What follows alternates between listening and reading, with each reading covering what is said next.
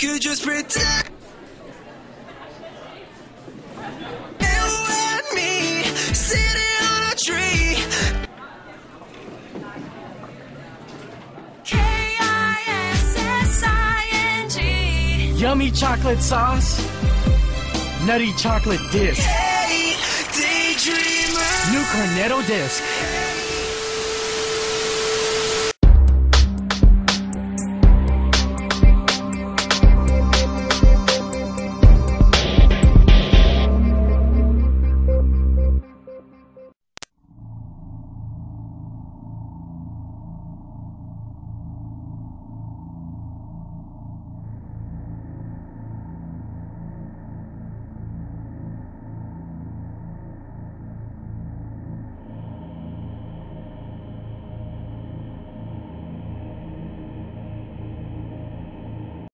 Noong panahon ng mga Marcos, 1965 hanggang 1986, ay ipinatupad ang parusang bitay.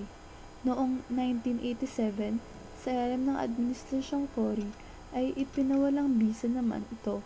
At noong 1993, sa ilalim ng Administrasyong Ramos, ay ipinatupad muli ang parusang bitay. Isinasad sa Constitution, Artikulo 3, Section 19, Paragraph 1, na ang excessive fines shall not be imposed nor cruel, degrading or inhuman punishment inflicted. Neither shall death penalty be imposed unless for compelling reasons involving heinous crimes. The Congress hereafter provides for it.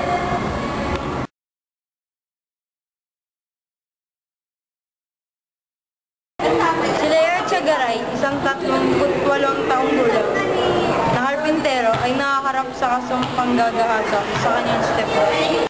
Ito ay nagsimula noong hiniwalayan siya ng kanyang unang asawa nang malamang may bawal na relasyon siya sa kanilang kapitbahay.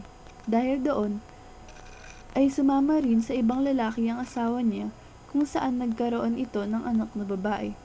Sa di malamang dahilan, bumalik rin ang babae kay Leo makalipas ang panahon upang sila ay muling magsama. At dito na nga nagsimula ang karumal-dumal na panggagahasa kay Baby o ang kanyang stepdaughter. Sambayanang Pilipino, patawarin ako sa kasalanang ipinaratang ninyo sa akin. Pilipino, pinatay ng kapwa Pilipino. Yan lang naman ang mga katagang sinabi ni Leo Echegaray bago ang kanyang huling hininga. At noong Pebrero 5, 1999, sa saktong 3:19 ng hapon, pagkatapos niyang mabigyan ng lethal injection na ginawa sa loob ng death chamber sa Muntinlupa National Penitentiary ng National Prisons Physician na si Dr. Luz Villanueva, ipinoklama na si Leo Echegaray ay patay na. Ang lethal injection na ibinigay sa kanya ay nagsimula noong 3:03 at ibinigay naman sa kanya ang huling injection noong 3:11 ng hapon. Sa ating lipunan ngayon na mas karumal-dumal ang mga krimen, dapat na bang ipatupad muli ang parusang bitay?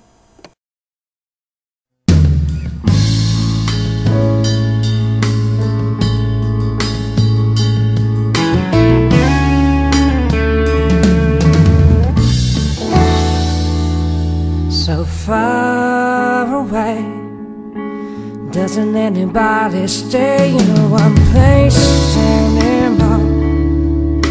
It would be so fine to see your face at my door.